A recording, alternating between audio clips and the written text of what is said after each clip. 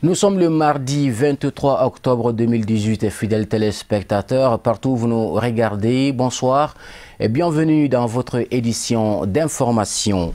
Le ministre de la Jeunesse, de l'Emploi et de la Construction citoyenne, M. Amadou Koïta, a reçu une délégation des partenaires techniques et financiers dans le cadre de la collaboration entre ceci et le Mali. La rencontre s'est déroulée hier lundi 22 octobre dans les locaux du ministère de l'Emploi et de la Formation professionnelle à la cité administrative. On fait le point avec Abdul Karim Sako et Baba Keïta.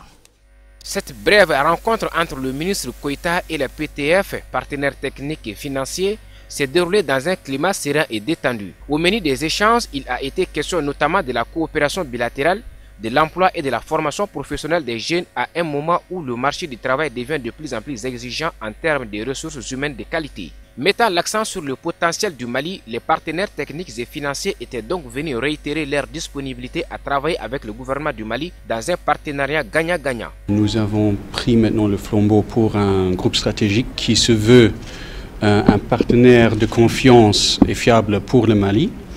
Et nous allons certes nous investir dans le dialogue avec le ministère de la Jeunesse, de l'Emploi et de la Construction citoyenne pour aborder des questions de fond et essayer d'atteindre des progrès concrets. Certes, les jeunes sont aussi inclus dans nos programmes, mais n'oublions pas aussi les déscolarisés et peut-être ceux qui ont abandonné l'école et qui aujourd'hui doivent aussi trouver leur chemin sur le marché de l'emploi pour aussi constituer disons, une source pour le potentiel du développement du Mali.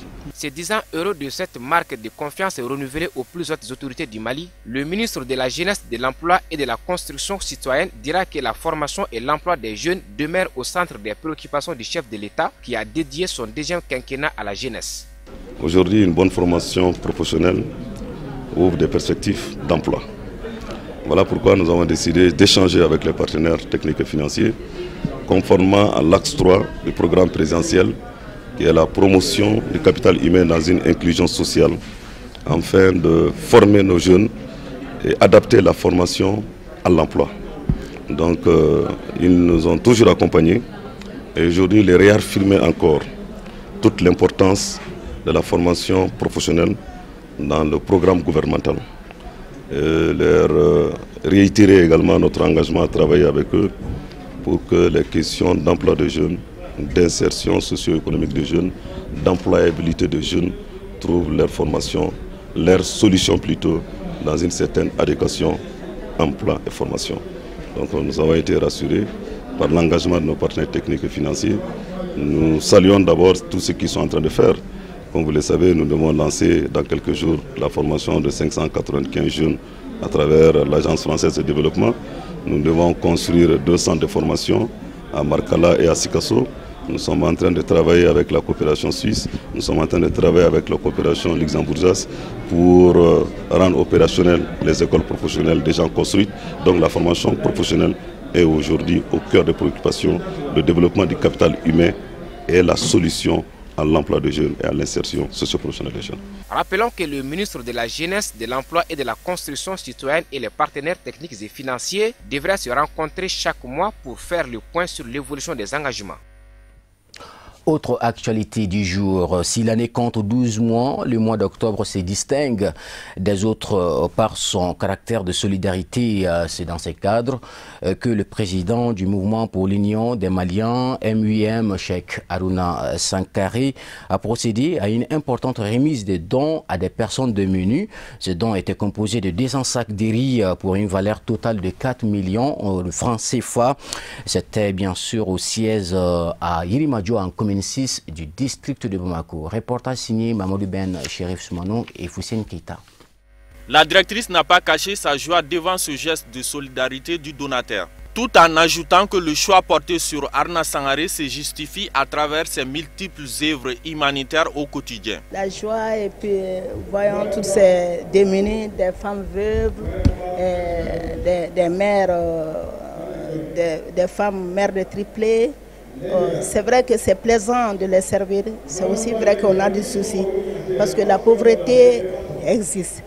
Nous avons au moins 43% de notre population malienne qui est pauvre.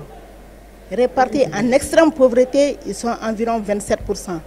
Donc c'est bien que tout le monde y pense. C'est le thème de cette année, la solidarité, une responsabilité citoyenne en République. Tout le monde devrait être solidaire à l'endroit des uns et des autres.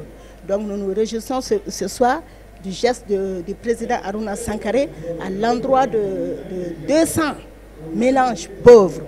Alors ce qui va droit à notre cœur, ce n'est pas un choix fortuit. Nous avons entendu ces actions antérieures en faveur des couches vulnérables.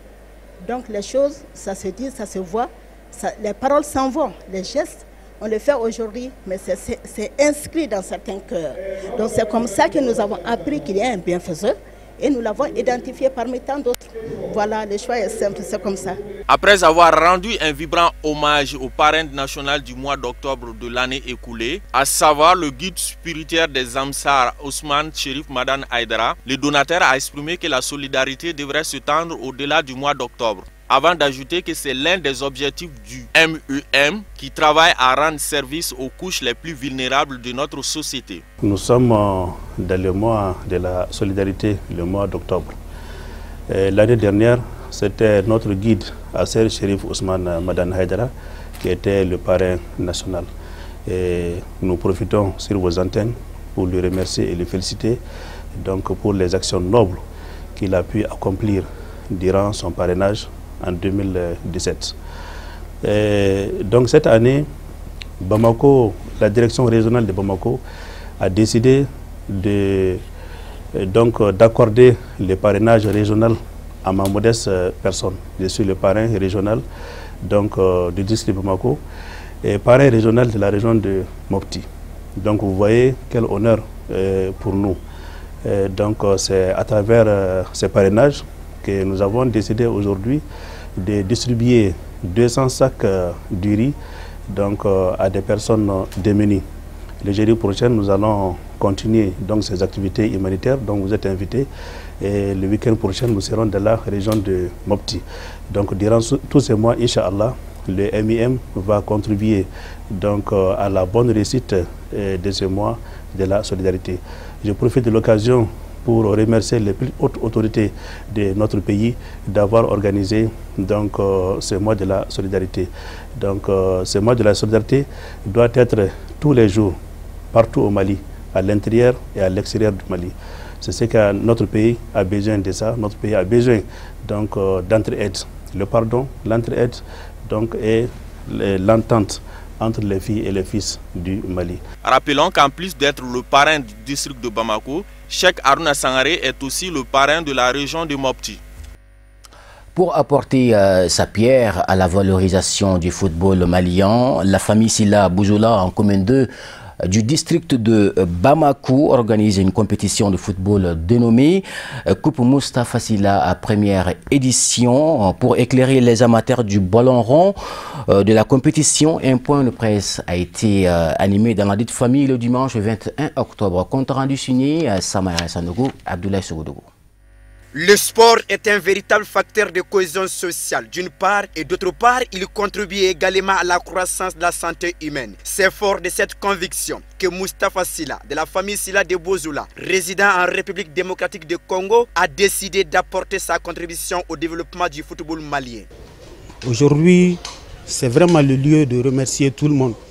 C'est le lieu de remercier le donateur pour tout ce qu'il a eu à entreprendre pour le football malien aujourd'hui.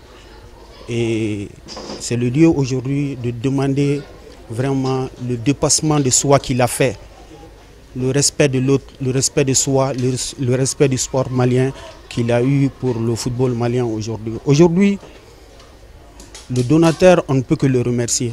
Et le football malien aujourd'hui a plus besoin de ça que tout. Tout le monde le sait. Dans quelles difficultés le football malien se trouve aujourd'hui. Si on a des gens de bonne volonté, des gens qui sont dévoués pour le football malien, qui donnent des trucs comme ça, on ne peut que les remercier. Pour un premier temps, comme on l'a eu à si bien dit, c'est un début, c'est une première. Nous souhaitons que ça s'étend sur tout l'étendue du Bamako, mais pour la première fois, nous comptons le faire que pour la commune. Dans les jours à venir, nous comptons vraiment mettre des plannings pour que ça puisse s'étendre sur tout Bamako.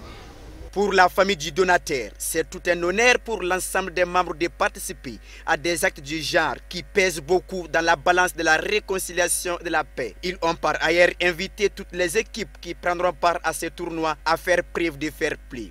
Bon, je tiens à remercier tout le monde et surtout la jeunesse qui est là, qui doit montrer vraiment qu'elle a de la valeur.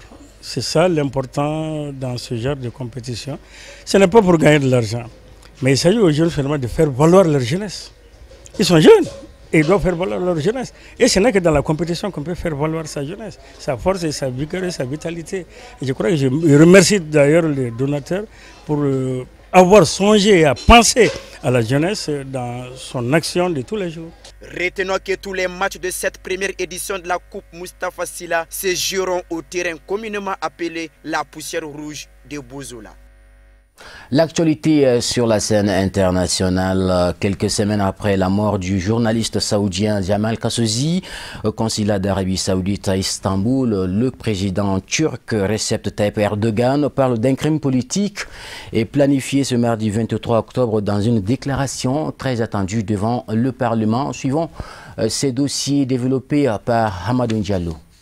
3 semaines, jour pour jour, après la mort du journaliste saoudien Jamal Khashoggi au consulat d'Arabie Saoudite à Istanbul, le président turc Recep Tayyip Erdogan a prononcé ce mardi 23 octobre une déclaration très attendue, sa première depuis que Riyad a enfin reconnu la mort du journaliste en prétextant une bagarre qui aurait mal tourné. Après ses aveux accueillis avec le plus grand scepticisme par la communauté internationale, le chef de l'État turc avait promis de livrer en détail toute la vérité sur l'affaire. Ce mardi, il a finalement fait peu de révélations, mais a confirmé que le meurtre du journaliste avait été prémédité. Pendant une vingtaine de minutes, en reprenant méthodiquement toute la chronologie des faits, le président turc a fait la démonstration que la mort de Jamal Khashoggi était un crime prémédité, planifié plusieurs jours avant. Un crime sauvage, un crime politique, a-t-il même dit. Recep Tayyip Erdogan a longuement décrit les allées et venues entre Riyad et Istanbul des 15 Saoudiens accusés d'avoir assassiné le journaliste, parmi lesquels, a-t-il confirmé, figuraient des agents de sécurité et du renseignement saoudien et même un spécialiste de médecine légale. Recep Tayyip Erdogan a ensuite estimé que les autorités saoudiennes avaient fait un pas important en reconnaissant la mort de Jamal Khashoggi, mais il les a appelés à répondre à toutes les questions qui restaient en suspense.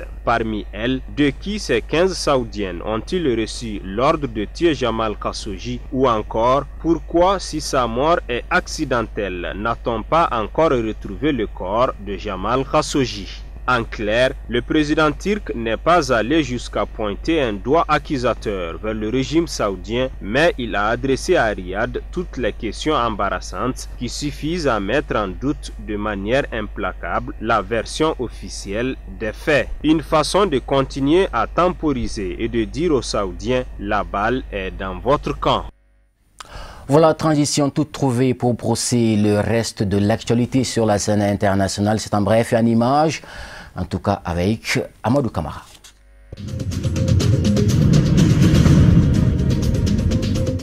Au Gabon, c'est la dernière ligne droite pour le second tour des élections législatives prévues ce samedi 27 octobre. Le parti au pouvoir a déjà obtenu la majorité absolue dès le premier tour, mais il ne veut pas lâcher les 59 sièges qui lui restent à pourvoir. Les candidats en ballottage ont rehaussé les baskets pour aller à la rencontre des électeurs jusque dans leur maison.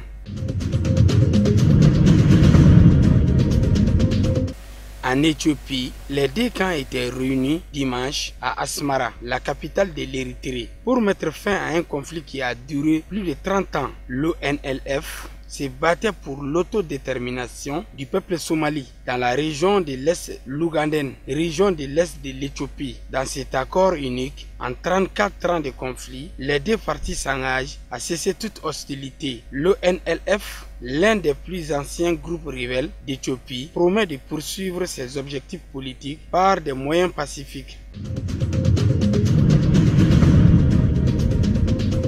À Madagascar, le comité paritaire pour la charte de bonne conduite et d'intégrité des candidats pour une élection présidentielle apaisée a établi un rapport sur cette première quinzaine de campagne électorale du 8 au 17 octobre précisément. Pour un rappel, cette charte qui comporte 30 engagements de bonne conduite sans force exécutoire n'a été signée que par 12 candidats sur 36. Dans ces rapports, qui s'appuient sur plusieurs critères, il dénonce les dérives de 3 candidats en particulier.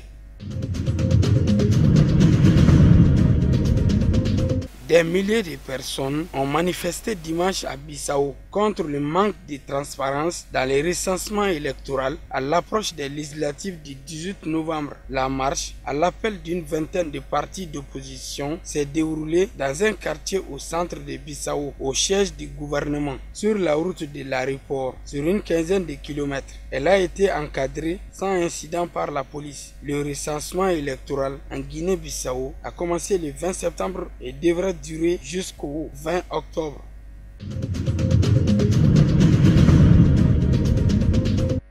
Et c'est pas tout, voici un dernier élément de votre journal Page Santé. Selon l'OMS, l'Organisation mondiale de la santé, le surpoids et l'obésité sont des facteurs de risque majeurs pour un certain nombre de maladies chroniques, parmi lesquelles le diabète, les maladies cardiovasculaires et le cancer.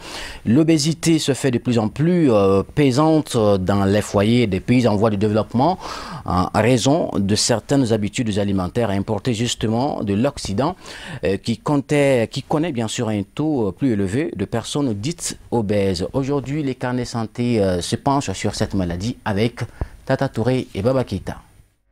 L'obésité est devenue une épidémie mondiale. Elle se caractérise par une accumulation anormale ou excessive de graisse corporelle qui peut nuire à la santé. Pour caractériser l'obésité, on utilise l'indice de corpulence IMC qui se calcule en divisant le poids en kilogrammes par la taille en mètres au carré. IMC, c'est-à-dire la taille sur le poids au carré. Le poids sur la taille au carré. Le poids sur la taille au carré, c'est-à-dire IMC. Donc, si l'IMC normal, c'est entre 18,5 et 24,9, on dit surpoids si c'est plus de 25, et on dit obésité si c'est supérieur ou égal à 30. Et obésité très sévère, ça aussi, c'est supérieur à 40. Donc, c'est ça l'obésité. Lorsque l'on tente de comprendre pourquoi l'obésité est si répandue, on constate que les causes sont multiples et ne reposent pas uniquement sur l'individu. Les gouvernements, les municipalités, les écoles, le secteur agroalimentaire portent aussi une part de responsabilité dans la création des environnements favorables à l'obésité. Alors les causes, il y a les causes génétiques, comme si on a des obèses dans la famille, les parents, les frères, les sœurs, il y a ça. Il y a aussi l'obésité qui est constitutionnelle depuis l'enfance. On peut grandir avec son obésité. Il y a aussi les obésités secondaires, comme d'autres maladies endocriniennes, l'hypercortisisme et autres pathologies endocriniennes qui peuvent entraîner l'obésité. L'obésité peut accroître le risque de plusieurs maladies chroniques. Les problèmes de santé commenceraient à se manifester après environ 10 ans d'excès de poids. Les complications sont fréquentes parce qu'il y a souvent, on dit, il y a l'accident vasculaire cérébral, il y a les cataractes qui sont plus fréquentes chez les obèses que les non-obèses. Il y a aussi les complications pulmonaires qui sont les ronflements quand on dort. Il y a ce qu'on appelle l'apnée du sommeil, plus fréquent chez les obèses. Il y a aussi les complications cardiovasculaires comme l'hypertension artérielle, comme l'infarctus du myocarde, comme mort subite. Il y a tout ça. Donc, il y a aussi des complications métaboliques comme le diabète, comme la dyslipidémie. Tout ça, c'est des complications liées à l'obésité. Il y a aussi les arthroses, il y a aussi les pancréatites, il y a aussi les calculs de la vésicule biliaire, il y a aussi les stéatoses hépatiques, Il y a les thrombophlébite des membres inférieurs qui sont plus fréquentes chez les obèses que les non-obèses. Il y a aussi les pathologies osseuses comme les arthroses et autres articulaires. Donc l'obésité, c'est une pathologie vraiment qu'on doit craindre et qu'on doit prendre en charge très rapidement. On peut traiter. Qui se sent obèse va consulter un médecin. Ce n'est pas dans la rue où on m'a dit de consommer des citrons, on m'a dit de consommer ces produits. Non, il faut qu'on arrête tout ça. Les maladies se traitent dans les hôpitaux ou bien dans les centres de santé. Partez dans les centres, vous voyez des médecins. Si ce n'est pas sa spécialité, il va vous référer à un autre médecin qui va s'en occuper. Nous-mêmes, ne mangeons pas trop gras, trop salé, trop sucré. Pratiquons l'activité physique de façon régulière et vraiment donnons-nous des bons conseils l'un à l'autre pour qu'on puisse éviter des maladies métaboliques, cardiovasculaires et autres maladies graves liées à l'obésité. La base du traitement consiste à changer de mode de vie en modifiant son régime alimentaire et en exerçant une activité physique.